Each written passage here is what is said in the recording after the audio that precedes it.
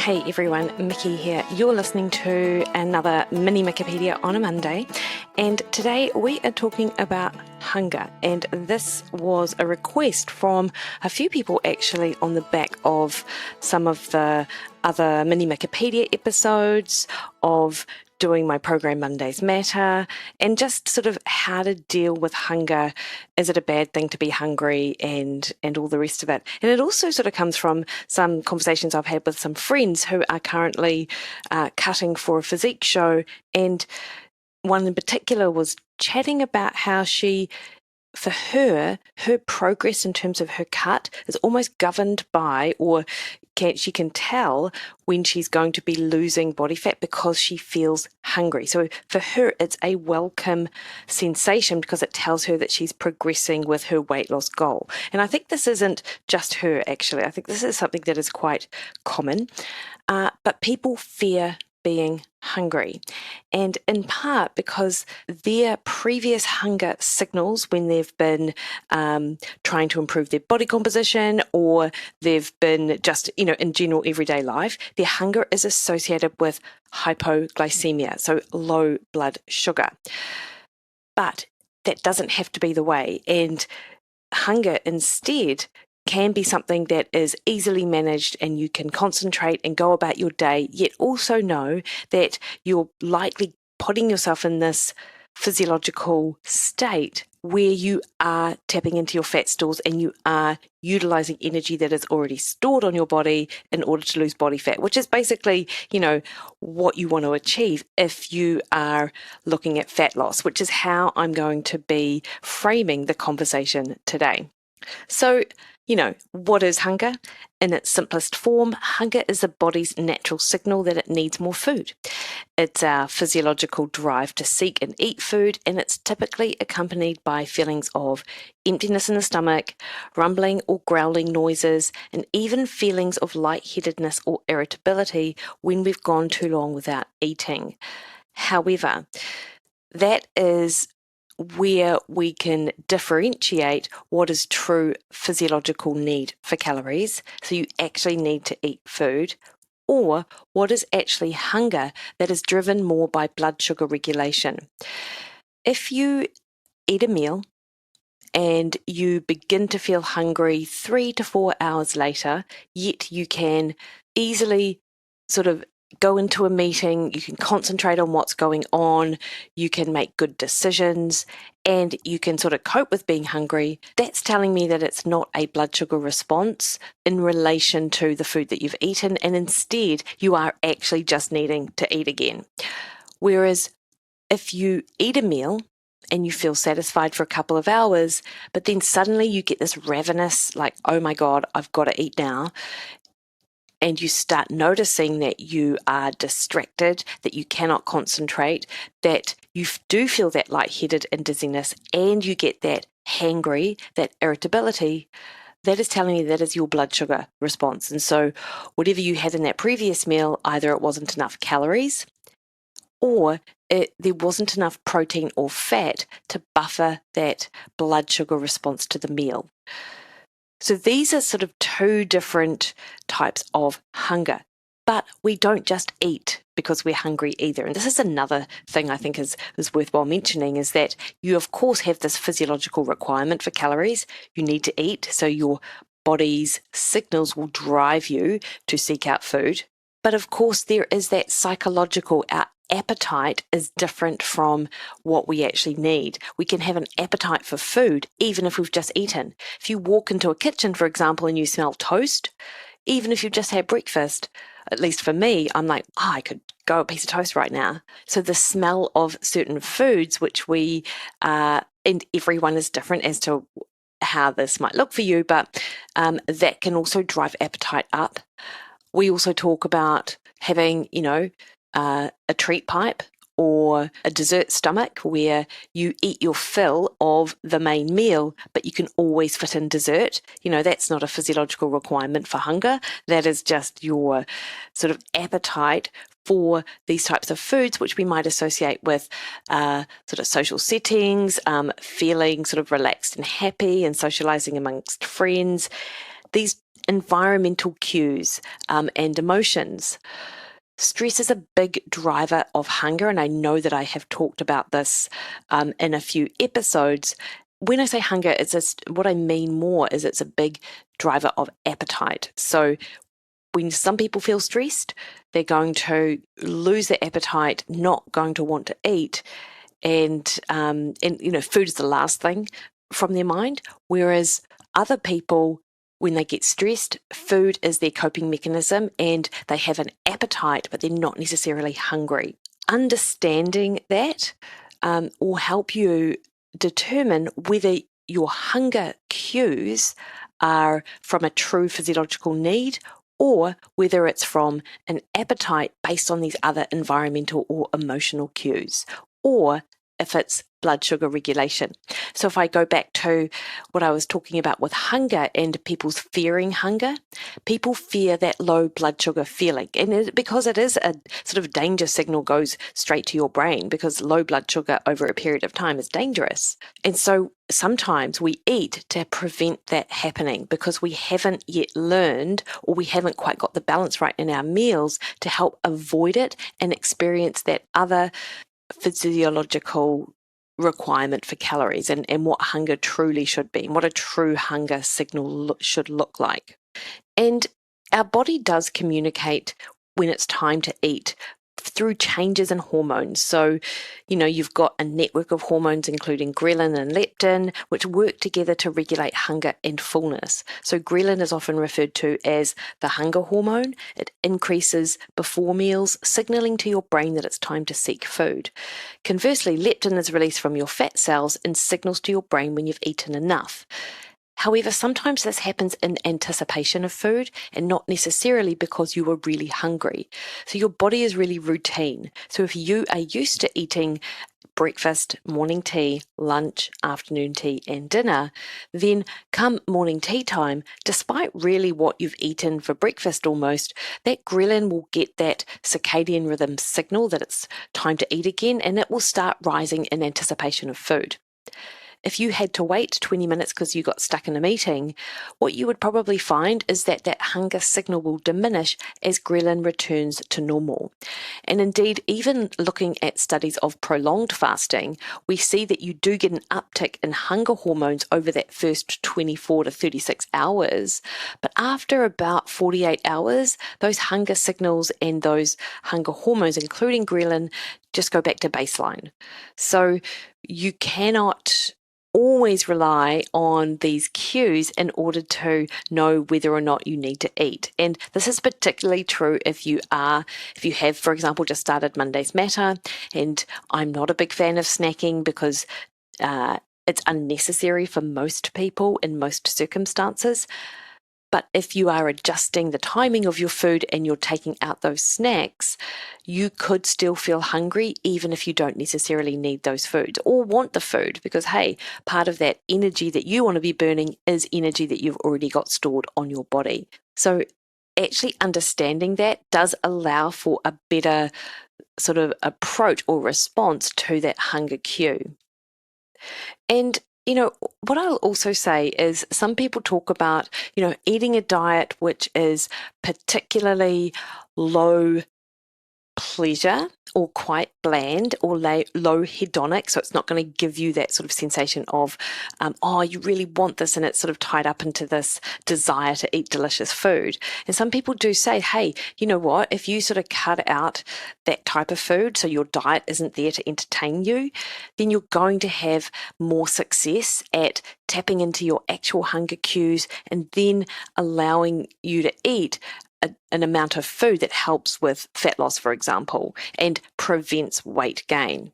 And while I totally agree that dialing back that hedonic factor in food is certainly a strategy that can help with managing the amounts that you eat and portion sizes, there does have to be some sort of balance, because I do think that you can still eat delicious food and not get these exacerbated sort of hedonic ratings from it.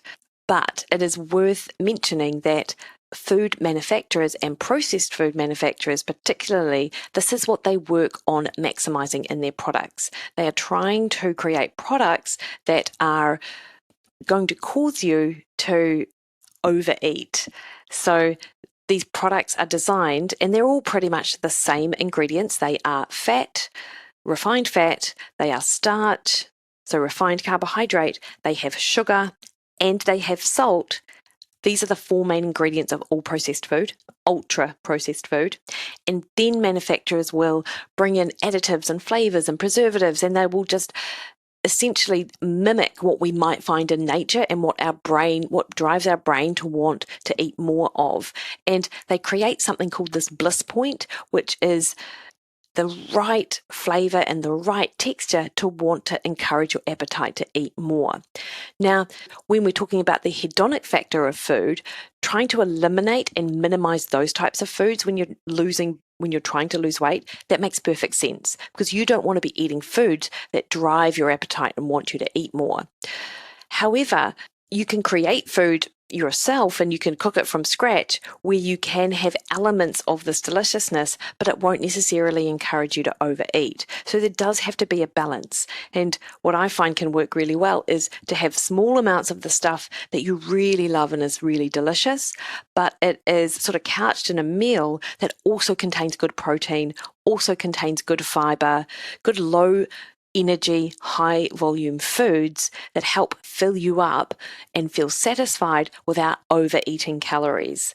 Because most of those processed foods that have that fat, sugar, starch, and salt, these types of foods are energy dense. So you don't have to eat a lot of them in order to get a lot of calories. Foods that fall into this category, which we might consider quote unquote healthy or sort of diet foods, if you like, would be things like protein bars as well, bliss balls, like even those low sugar bliss balls, those 50% vegetable bliss balls or whatever they look like.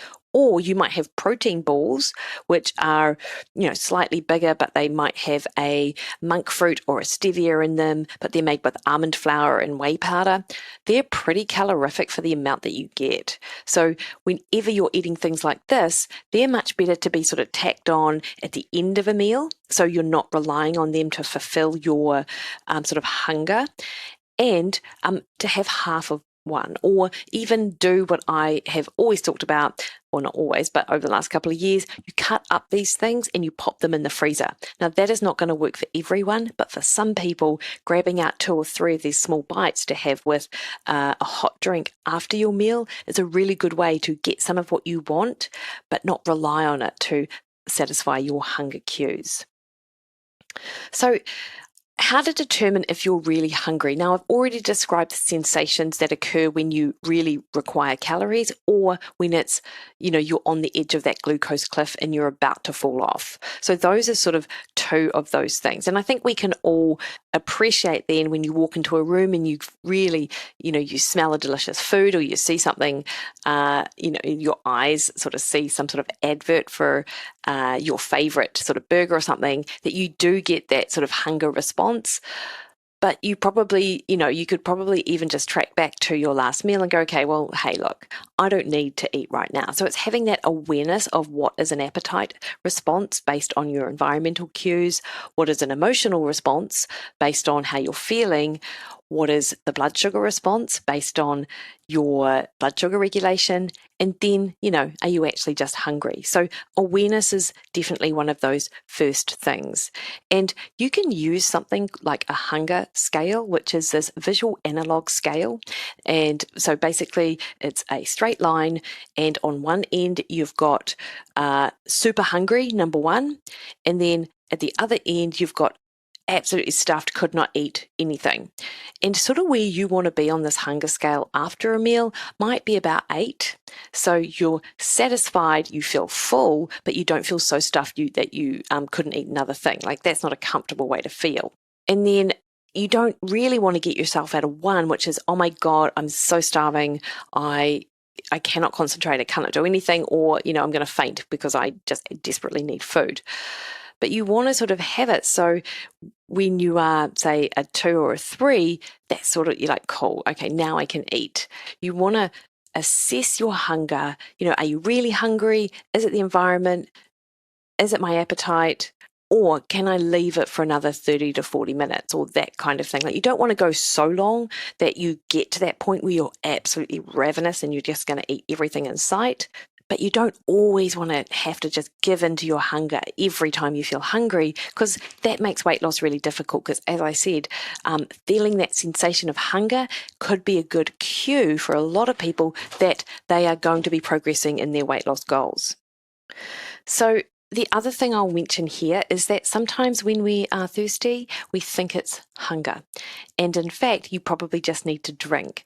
And preloading water actually is one of the things that can help with minimizing calories at a meal, like 500 mils of water before you eat. But if you think you are hungry, have a drink first. And that is something that you always hear. How many of us actually do it? Have a drink and assess after 10-15 minutes. And if you are hungry, cool, maybe it is a time for you to be eating.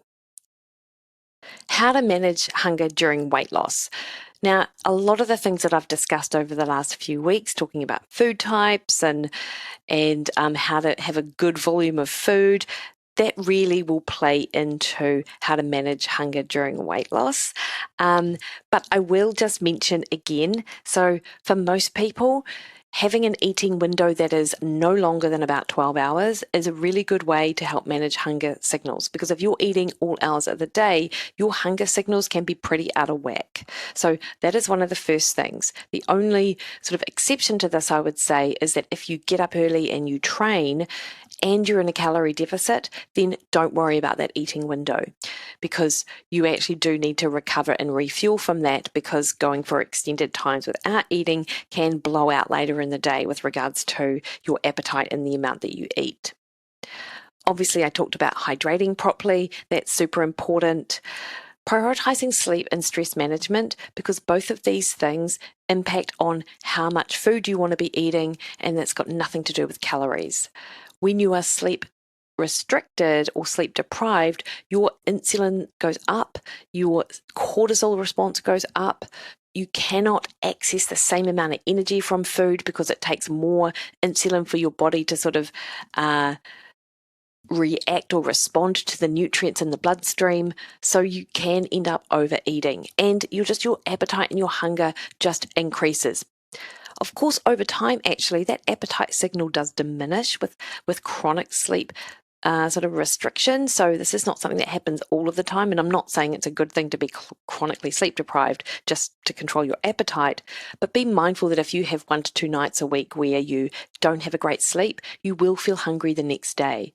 That's why prioritizing that protein in food, having those low volume, high satiety, fibrous sort of vegetables, having full meals but making them low energy dense, these are the things which are going to help you control your appetite, not just when you are tired, but on any given day. Eating mindfully is also really important. So we know, actually there's good research to show that the quicker you eat, the more hungry you will feel later.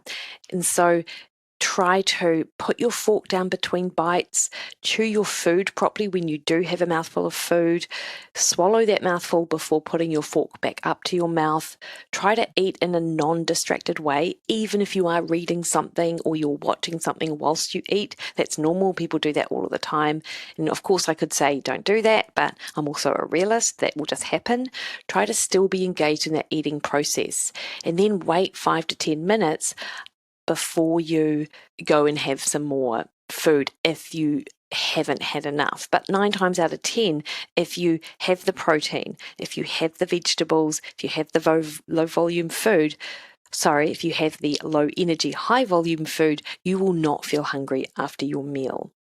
And my last tip will be, of course, keep that food diary and keep track of what you're eating, because you could probably even just look at for those of you on a weight loss journey, if you've got a meal plan like in Monday's Matter, you will know that, hey, you've had what you're going to eat and now you're just going to ride it out, basically. Riding it out isn't a bad thing. And of course, there are nuances to this and there are individual differences to how much people actually need. But when you're following a plan, that's sort of already been laid out for you, and it means that decision of whether or not you should eat again has sort of been removed.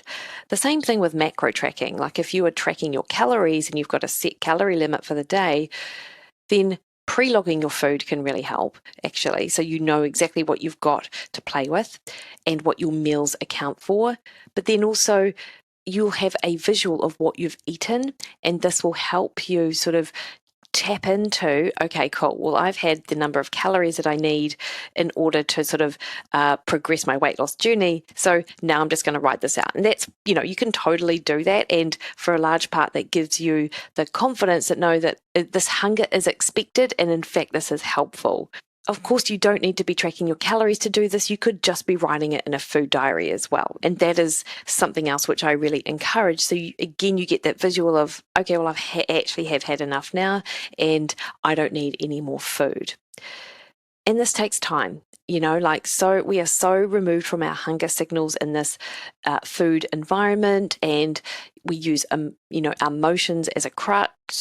So it's, it can be difficult to tap into your hunger cues. And so that's where that visual analog scale could be really helpful. You might just do one in your daily diary every day, or may have one in your computer, or Google it just so you know what I'm talking about. So these things can really help. But you don't have to fear hunger. If you have based your diet on the principle that I've talked about, being hungry isn't a bad thing, and it's probably just beneficial in terms of your overall weight loss goal. So those are some things on hunger. I hope that that's been a little bit helpful. DM me if you've got any questions. You can catch me over on Twitter at Mikki Williden and at Instagram at Mikki Williden, over on Facebook at Mikki Williden Nutrition, or head to my website and book a one-on-one call with me or sign up to one of my meal plans. All right, team. Enjoy the start of your week.